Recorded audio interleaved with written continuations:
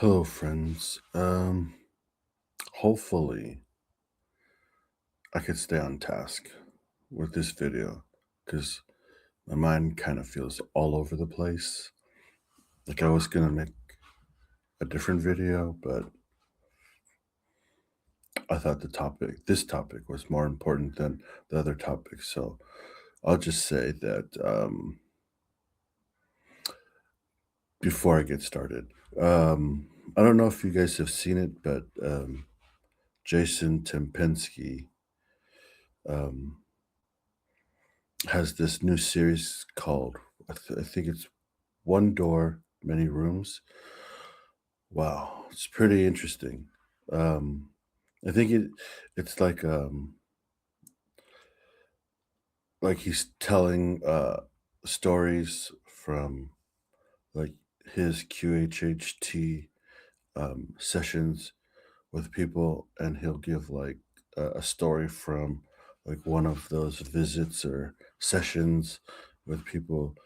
And I don't know, I caught the series and I found it very interesting, grabbed my attention, shook my seat, all that good stuff, right? Um, because you know, I guess he's got like two forms of videos, like one where he's just speaking and one where I guess it's like a podcast kind of style where the screen is just a picture, but then you could hear like the story behind it. But anyways, I kind of like at the end how he like gives like a synopsis of I don't even know if that's the right word. Um, Sorry, language has been very difficult lately. Well, not difficult, but sometimes I find myself in this pocket of not using the right word or knowing how to express it. Um, this might be one of them. But anyways, um, he gives a little something at the end, and it's like thought provoking. And so like I, I binge watched three of them. I think he's got three of them out. And it's interesting because it made me start thinking about life lessons and how in the olden days or previous time, like long ago, it just seems like lessons were maybe simpler because life was simpler. Like there was less, I don't want to say chaos, but less distractions, right? And so I started thinking, like, I wonder if our lessons are different in the sense that, like, because we have created a life with so many complications or distractions, if it makes the lessons different.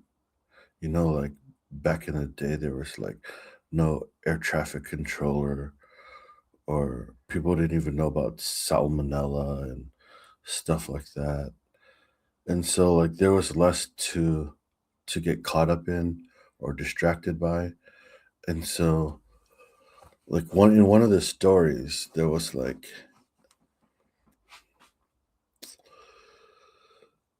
it was like about talking about like food and abundance, and it just made me think like life was simpler then.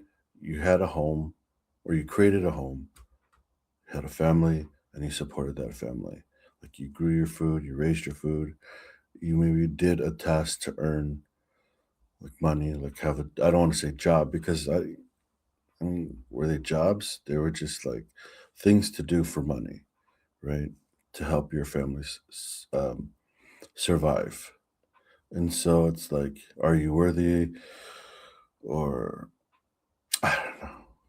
But I just thought it was interesting because thinking back on like, oh, in the 1800s, 1700s, 1600s, like whatever, right? Just back.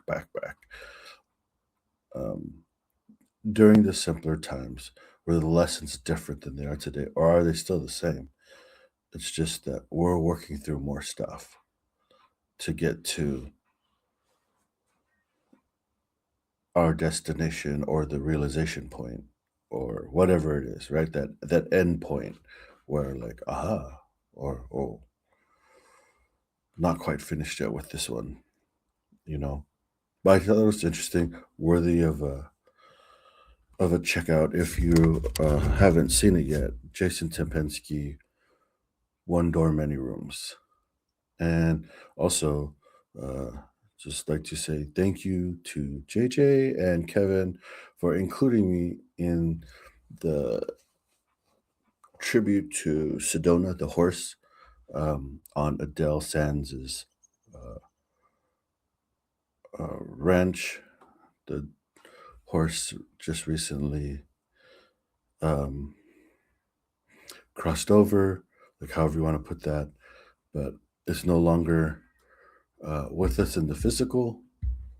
And they thought to add me on the fly to their video. And so, I don't know, I just, it makes me feel like a certain way on the inside when people like extend a hand or think of me in that way, like, oh, we should include Richie because he was there with us or whatever. He has memories that he could share his thoughts and stuff like that. So, it's yeah, I don't want to say interesting, but it just makes me feel appreciated or thought, when I'm thought of like that. And just wanted to say thank you because that time that we got to spend on I think it's Harmony Ranch with Sedona the horse and the donkeys and the chickens and with Adele, she's an amazing lady, doing incredible things. I forgot that her ranch is on the ley line, and it just makes perfect sense why that place is so magical and like you're entering um like a different space. And I think what's really cool is I think like when I think about it, like Adele is like just a perfect person to be having a space like that on a space like that. Like she's the perfect like caretaker and facilitator of all of that like energy that's flowing on or through her ranch. And it only makes sense why the animals gravitate to her and like are different. It's not just a horse. The horse is like what the shell was, but the energy from the horse or inside of the horse was different. It wasn't just an animal. It was like a force in a good way. But yeah, thank you to JJ, Kevin, and even Adele for just being who you are. It's very I appreciate you all um, for what you give into me and how you continue to give to me and to others. But like I said in the last video, it's all about me, right? So, um, and I don't mean, I think you guys understand. Like, I'm not some wackadoodle that just like look at me and stuff like that. But, anyways, the thing I wanted to touch about was are you running away from something or running to it? And so this kind of like sparked a thought because I've been on this kick lately. Well, I don't know if it's a kick, but it's a drive. And it's funny because um, my family's like, "Oh, he's in the garden." So I've been like nonstop gardening every day. Like as soon as I'm off work, I'm outside in the backyard and I'm doing something, right?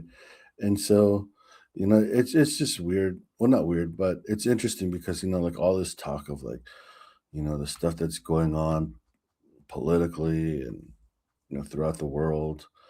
and you hear certain things, and I don't like to get into fear of stuff. Um, but things that did capture my attention, like, so I don't think we're all gonna die or we're going to hell and all of that stuff. But will things become an issue? Sure. Um,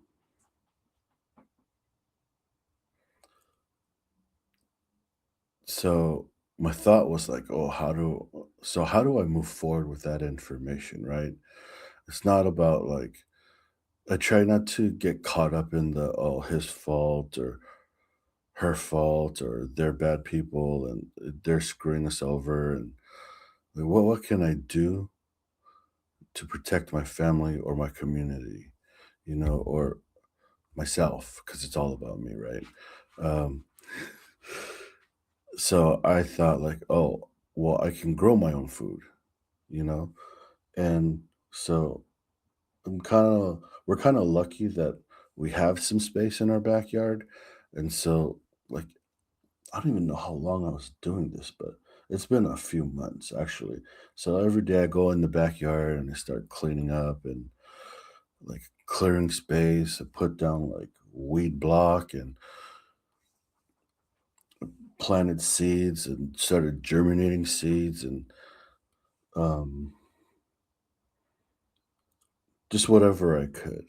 But it's like I don't want to say obsession, but because it's not, so it was like, my partner, she was like, "Oh, you need to come inside. It's really hot and you're spending all day." And I know it wasn't coming from a place of control, but a place of like concern, right? Because, you know, I'm not in the best of shape. So, just getting this big body moving takes some effort. And, I'm huffing and puffing. And after a couple of hours, and it's like, hey, maybe you need to take a break. And then so it's like, or, like maybe that's enough for today. And so I knew where she was coming from. And so I didn't freak out or like, don't try to control me or, I'm fine. But I was like, oh, okay, well, maybe, that's a sign, maybe just slow down a little bit and take it easy. And then I started thinking too, like, if you weren't doing this, what would you be doing? Just to like make sure, like, is there something you're avoiding? Right. And I didn't feel it. I really did lean into it and try to explore just to make sure. And I was thinking, if I was if I wasn't doing this, what would I be doing? I'd be probably sitting on my chair and just watching YouTube and doing nothing productive, right? But then all the time I keep hearing myself, you gotta get moving. You gotta just keep moving, right? And it's not to like because I want to be like I just want to get a little healthier. If I could shed a few pounds and that would be helpful, right? Um, but just like healthier in maybe physically and mentally. And so I do notice like when I go out there, yeah, I'm doing something. There's a task, but like my hands are working, but my mind's working more. Or, like I get to explore thought a little easier because there's no distraction. I'm in a place like I'm with nature and stuff like that, and I don't know. It feels like it's a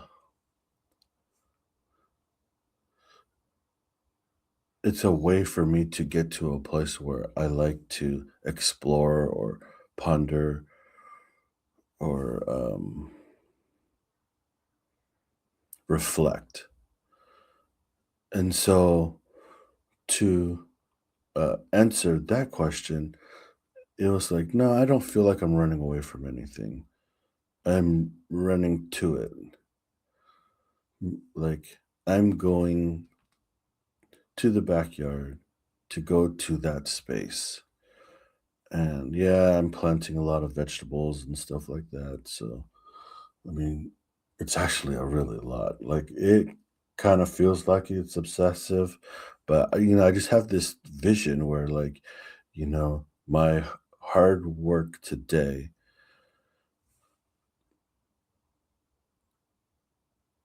will pay off in the sense that like, you know, I could provide for my family. So not even just like my family that is in this house, but you know, my aunt and uncle that live like 5 miles away, mother-in-law who comes over almost every day to have dinner with us. But she lives in another city. Even uh, maybe even if the neighbor has something, like I could share that. And so like, well, is it a sacrifice? You know, if you're helping somebody? I don't think so. Like I don't think like when you do stuff like that, it's not a sacrifice because you want to do it, right? You're not giving up anything. Um, you're just like giving to, right? So like the energy I'm putting forward will be somebody's energy tomorrow or in 30 days, 70 days, 120 days. I got a lot of stuff planned. It's crazy.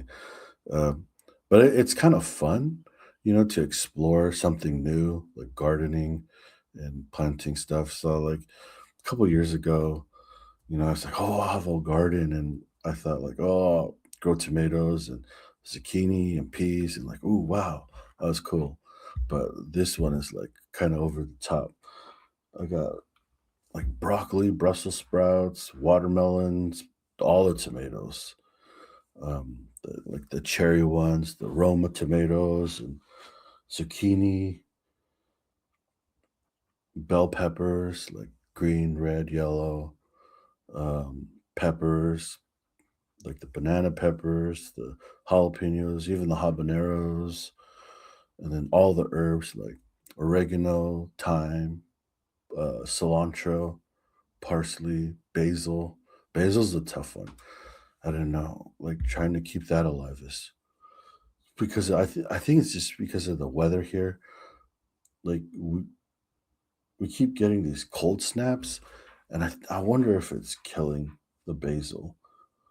Um, I might have like tried too early for it, and then like the melons and the celery, those things take forever to germinate. But anyway, I'm just getting off topic. So I knew this would happen, but that's okay. But yeah, uh, it's interesting because I tried to apply this thought process, the are you running away from something or running to it, um, to other things. You know,